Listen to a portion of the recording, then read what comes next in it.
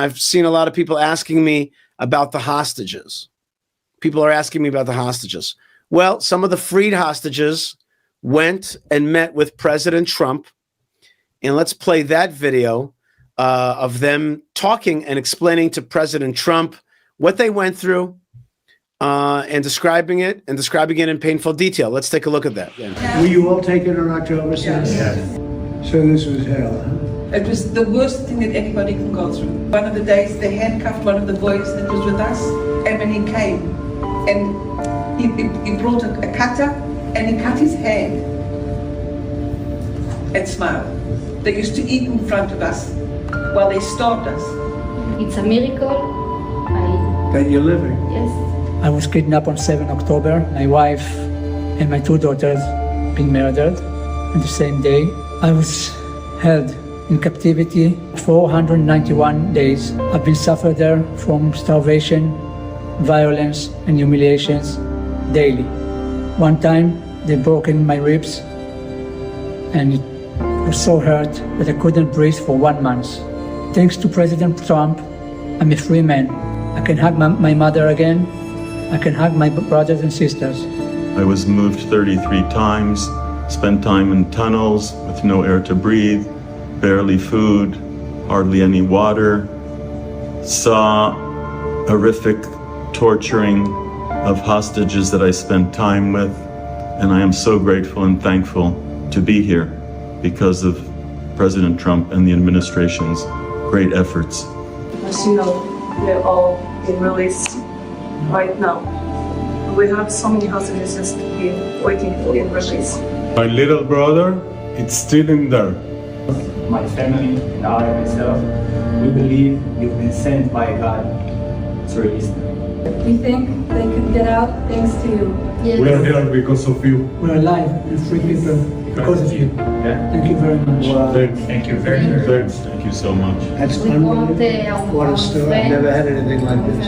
I mean, I've saved a lot of people, but I've never seen anything like this where you lived under those conditions. Horrible stories. Not even believable. Thank you. We'll get them out.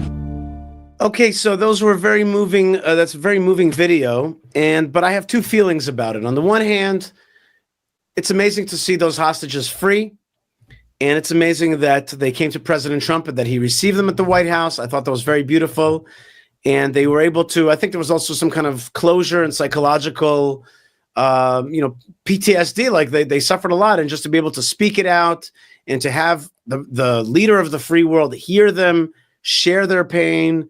I thought it was very beautiful, really. On the other hand, I want to tell you, and you're not going to hear this on other channels.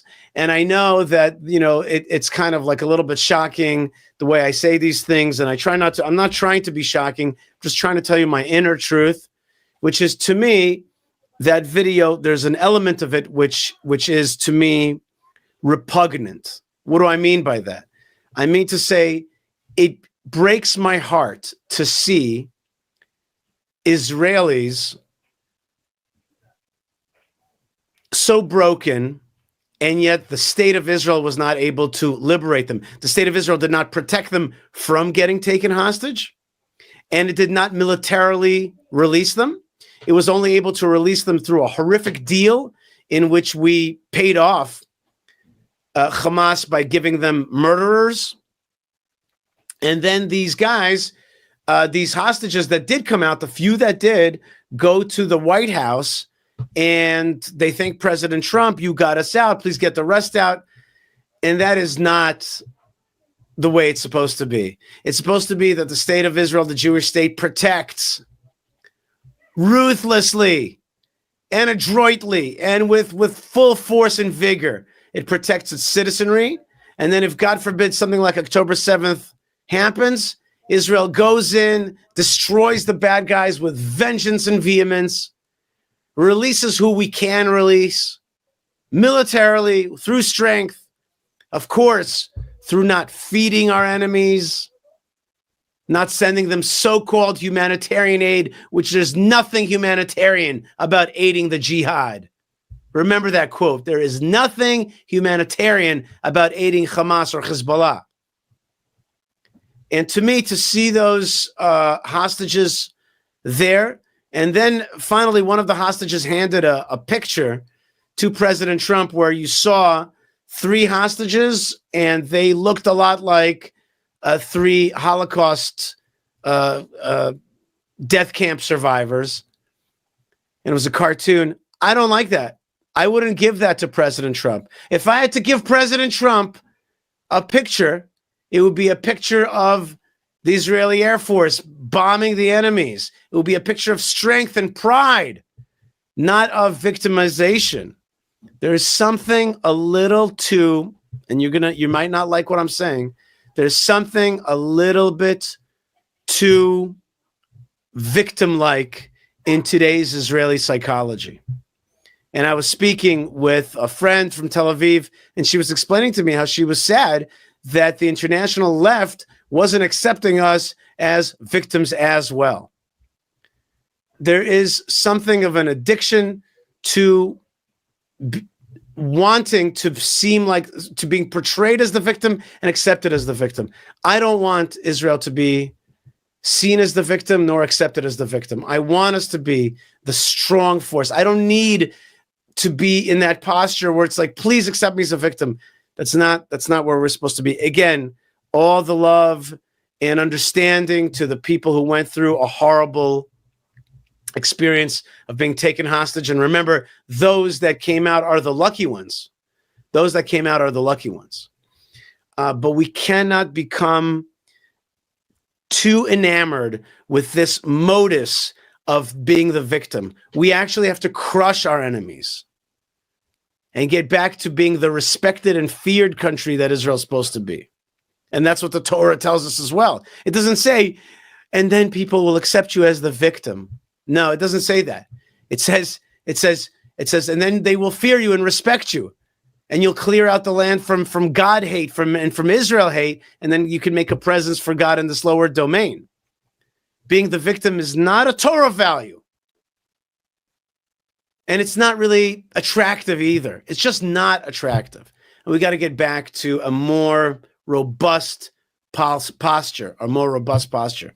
Actually, I wanted to offset or balance the video of Trump with the hostages with a different video, and that is a video of another hostage, and that is Agam Berger. And Agam did not go see President Trump, but she went to see a very powerful person, a very important person who's oftentimes forgotten, and that person is Joseph, the biblical Joseph. She went with the mayor of the Samaria Regional Council, with Yossi Dagan, to the tomb of Joseph to pray.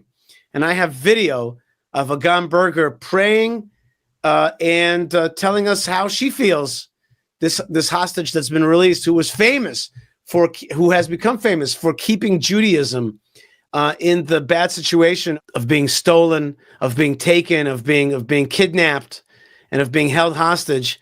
Well, she went to the tomb of Joseph to talk to him about talk to God through the biblical character of Joseph. Let's take a look at that video.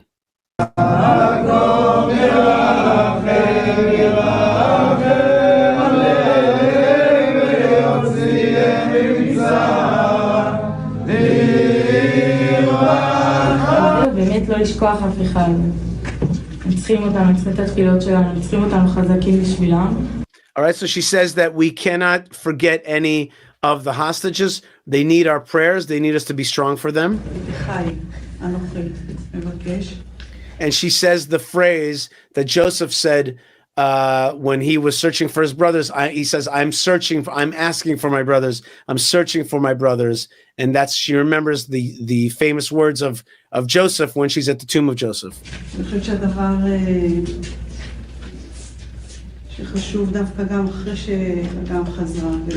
This is the mother of Agam. She says the thing that's important to remember after Agam came home.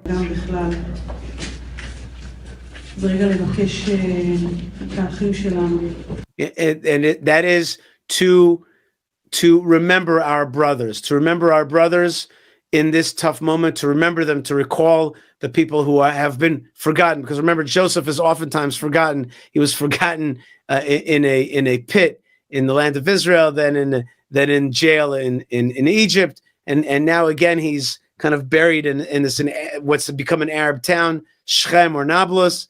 And she's like, no, we got to remember our brothers.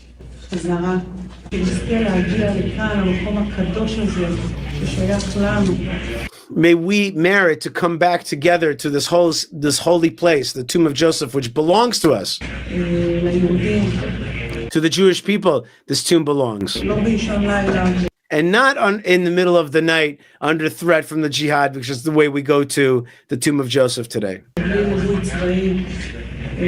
Without needing an army escort. This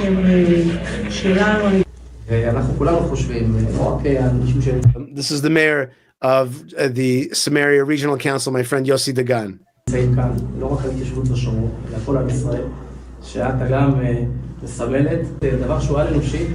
He says, not just for us in Samaria, but all over the country, you, Agam, represent something that is superhuman. A real Jewish woman. You kept Judaism and you told us amazing story that made our hairs stand up. You kept kosher. You kept the pride of the Jewish people. In impossible situation, in impossible odds, that nobody could have stood up to it, and you stood up to it, and they respected you for it, says Yossi Dagan. The enemies respected you for it because of your conviction and strength. Those barbarians did respect you because you had respect for Judaism and for God.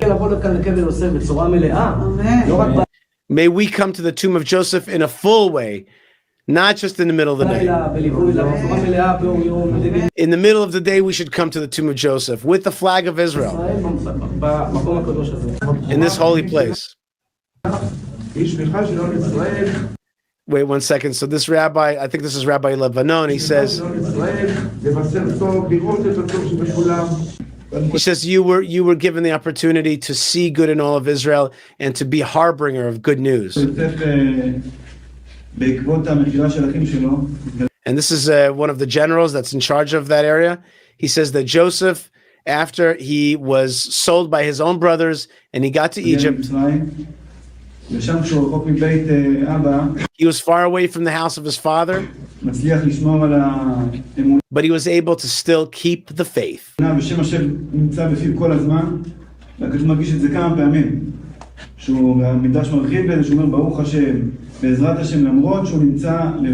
Even though Joseph was left alone in Egypt, he was without his family, he still kept the faith and the yearning to reconnect the family.